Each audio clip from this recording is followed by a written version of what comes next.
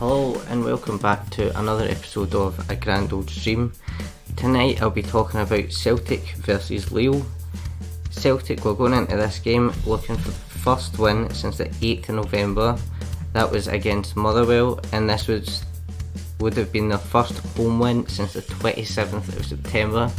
For Lille, a win in this game would have meant top in the group, therefore giving them an easier draw for the last 32. So in my last podcast I was saying that for this game I'd like to see the likes of Soro and Turnbull won, and Lennon must have listened because that is exactly what he done. So I think when we first saw the lineup, I think a lot of people were in the same boat as me, probably not really expecting too much, just hoping to see a good few glimpses out of these guys. But I think by the end of the game I'd want every single one of them starting at the weekend. So I'll just start just now by sort of going through the game. So 19 minutes in, Kilmarnock had quite a decent shot on goal. That was the first real threat we sort of had, and a couple of minutes later Turnbull had a corner that landed right in Julian's head. He ran up to the near post and headed it in. Now Turnbull had a corner just before that and it didn't beat the first man, and I've actually made a wee note saying Turnbull corners, sad face, to make a tally of it, because I think I'm just so used to seeing Christie's corners. I was expecting the tallies to be like off the side of the page. I've got one and that's it. So I think that's the difference it makes when you've got somebody who can actually take a set piece. So his second corner and we've got a goal from it.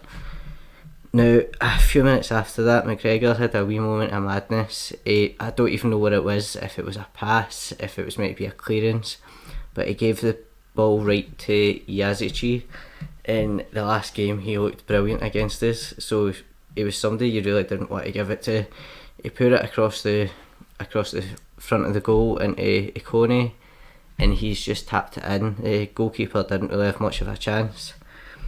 But then 3 minutes after that, Turnbull was coming forward with the ball. It looked like he might have lost it.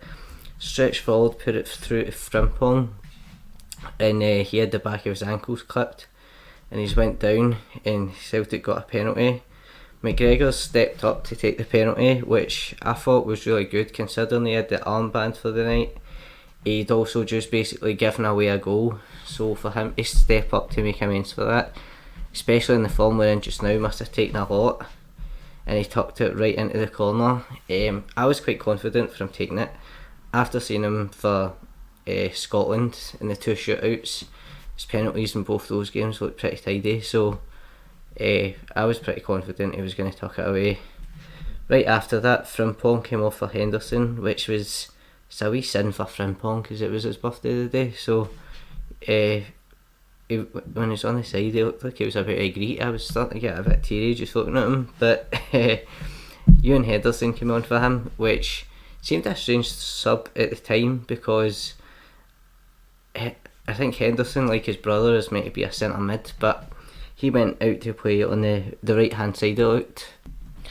So in the second half, 55 minutes in, Henderson got a good ball in from Elyounoussi, sort of at the edge of the box I think it was. He had kind of good feet at the side, but he ended up not really having the end product, but it's, at least it's something from him. He's a young player, so you just need to take what you can get at that stage. Then 71 minutes in, Timothy Weah stabbed us in the back and scored to make it 2 each. So the ball came into him, he hit it first time.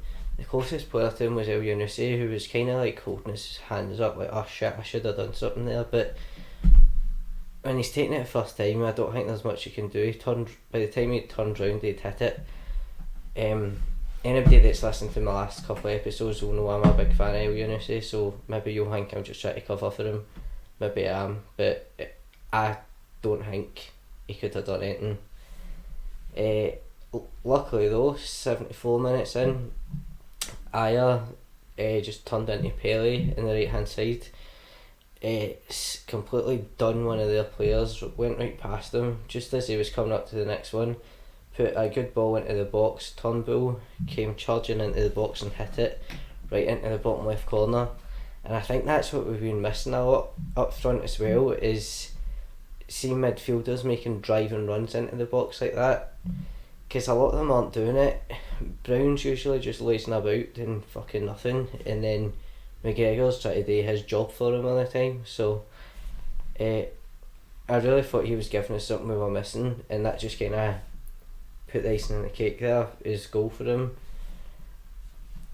80 minutes in, this is just something that kind of stood out for me. Hazard was being really vocal. He just made a 1-on-1 save. I think it might have been called offside, but it was actually on. He just put one of his big lanky legs out and managed to get the block in.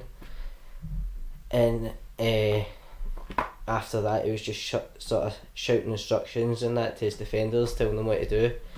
And that just kind of stood out to me, because I don't really think that's something we see an awful lot for either Bain or Barkas. And I understand maybe Barkas doesn't speak a lot of English, but just point at stuff and shouting Greek, like, we've all been getting away with doing shit like that on holiday for long enough, and people get the gist of it. So we finished at 3-2, which was a brilliant result for Celtic, especially considering our recent form. So this win takes us to 3 wins in 13, which is very slightly better than 2 wins in 13. But hopefully it's something in the right direction, especially if we keep the players in that done well tonight. So Conor Hazard, I don't think he had much to do tonight, but he didn't do anything wrong, and now doing nothing wrong is more than enough to be Celtic's number 1. So I'm sure he'll be between the sticks on Sunday when we play. And Soro definitely should be in instead of Scott Brown. He was a bulldog tonight, breaking up play, putting in tackles everywhere. No idea how much ground he covered, but it must have been about 5 times as much as Scott Brown would do. Scott Brown should have been looking on that pitch, and he should have been embarrassed, because Soro made his job look easy. And as well as that, it makes Callum McGregor look better.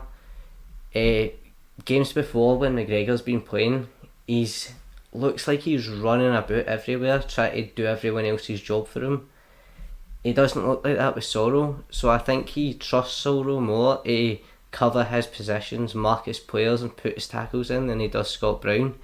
Because when Brown's playing, McGregor just looks like he's trying to cover who he's meant to cover, and then also who Scott Brown's meant to cover.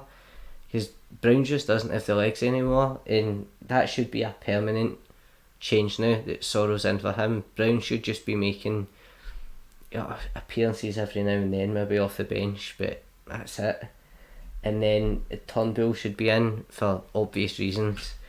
A good set piece taker who actually delivers it onto a Celtic player's head.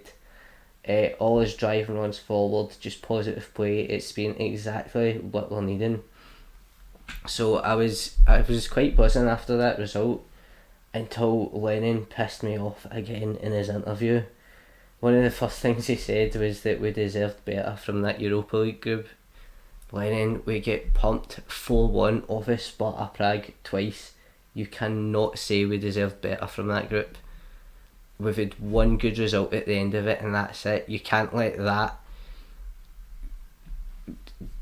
paper over what's been a terrible Europa League campaign. And I'm going to go into how bad it's been, so don't worry, we'll get there. Another thing he did say though was that Hazard is knocking on the door for being our number 1 keeper, and that's good, because the other 2 are shite. And then Lennon said this other thing that just pisses me off every fucking time I hear it. He said the players have been off the boil for whatever reason. That just doesn't mean anything. You're the fucking manager, you're supposed to know what reason that is. Anyway, I know we've won a game and I'm still getting annoyed at him, but he's done that bad it's impossible not to. So and let me tell you how bad he's done. So Celtic this Europa League campaign have conceded 19 goals. The record is 20. So I'm just going to let you know the kind of company we're in just now. So last season, F91 Dudelange from Luxembourg conceded 18. Their coefficient points at the time was 6.2, and they were drawn from pot 4. So just for a bit of context, Celtic's coefficient was 34 and we were in pot 1. Their summer transfers before this group, they spent nothing because they're fucking skint and shite. And this was also their second time ever in a European group stage. That's the level this European campaign was at. In 2017, FK Vardar, their goals against was 20, which is one more than ours was. Their coefficient was 5.1, also in pot 4. Summer transfers, €183,000. That was for one player, and the rest of them were free. And that was their first ever Europa League season. So we've performed this year like complete European rookies. Celtic are supposed to be this massive European club. We're told all the time, going on about the spirit of 67. They've boarding everybody, are happy to get Bertie Auld and whoever else out. Look, there's a Lisbon Lion, come on and buy a fucking DVD and a book. But what about right now? That's humiliating to be in that list. We're in a list where every other team are complete minnows. They're new to European competitions, they've done absolutely fuck all, and now Celtic's name is in amongst that. I know I'm being really negative after what is a good victory, but I'm trying to look at it all, the bigger picture, this entire group stage, and that's what the full story of it is, unfortunately. But there is a more short-term reason to be a bit more positive about why this might finally be a turnaround for us. So we've had a few false dawns before. One of them was the semi-final win against Aberdeen in the Scottish Cup from last season, and the other one was the 4-1 win against Motherwell away. This, however, is completely different because of the size of team Lille are. This was a really, really big win, especially for guys who haven't really been playing. Soro has made 4 sub appearances all season, and tonight was his first start. And Lille have spent 40 million that summer. They spent 100 million the summer before that, and they're currently second in League 2 behind PSG, who have the likes of Neymar and Mbappe. So this was a really big win. So I think this is finally a sign that maybe things are turning round. The only question I would have to Neil Lennon and anybody else in the management is, why has it taken this long to replace somebody like Scott Brown, who can't run the length of himself, with Soro, who is clearly a warrior in the pitch. He's a bulldog, he runs about everywhere. And then why is Turnbull been sitting on the bench when we've been playing Ryan Christie, who just runs about like a Springer Spaniel who's been let off his lead? He's just happy to be out in a field running, doesn't really care where the fuck it is or what he's doing. So I would hope all of these guys play against Kilmarnock on Sunday. I think that's our best chance of a win there, and it's our best chance of clawing some points back and getting back into the title race. So Turnbull's 21 and Soro is 22. They're not really ages of guys that need slowly bled into a team. We've been played guys when they're 18, 19 in teams before. So I don't really see why it's taking so long to get them into the team. And I think for anybody in the team tonight, if you're good enough to play against that Lille team and come away with a win, you're good enough to play against Kilmarnock.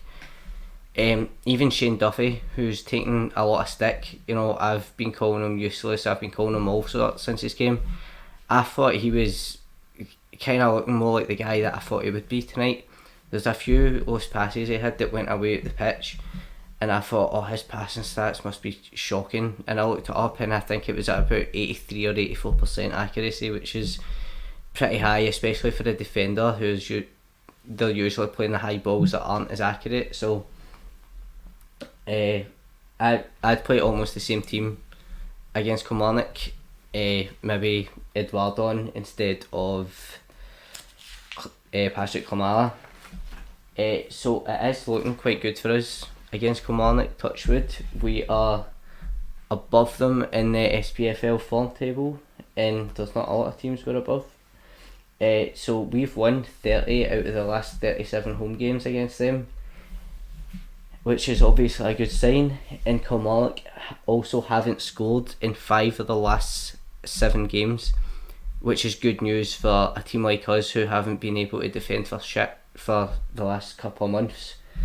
So I think there is a good case for optimism, short-term optimism. Get a good win against Kilmarnock and then just see where it goes from there. I'm not getting too excited anytime soon. I've seen the Celtic Trust are having a protest on Sunday. I'll still be going there because I think Lennon's been here way too long. I don't think he should have had these many chances, but if that was us started winning now and putting a good run together, I find it hard to justify then getting a new manager in and that run, risking that run stopping. We're already out of the League Cup, we're already out of the Europa League. Honestly, I think the performances in both of them are unforgivable. I think he should have been sacked in there. So even if the form gets better and we win the league, I think we'd have to thank him for it and say cheers, but it's time for you to go. I don't know what to think about it just now. I was expecting to come on my podcast tonight and have a pure rant about how shite Lennon was and how much it has to go right now, and that win's just kind of thrown me. I don't really know what to think about it. So if anybody else wants to share their opinions and see if it helps me make my mind up, you can tweet me at a grand old stream. If you don't have Twitter, then you can't get in touch because that's all I've got. So that's all I've got for you on this podcast. I'll be back on after the Kilmarnock game on Sunday. I've kind of settled. I'll probably just keep doing sort of match reactions after the game and then look forward to the next one. And I'll upload them. This one I'll be uploading Friday morning because it's 10 to midnight just now and I can't be bothered dealing with all that. Then now I'm going to my bed. But earlier kickoffs, I'll upload them in the day. So I will see you on Sunday. Cheers.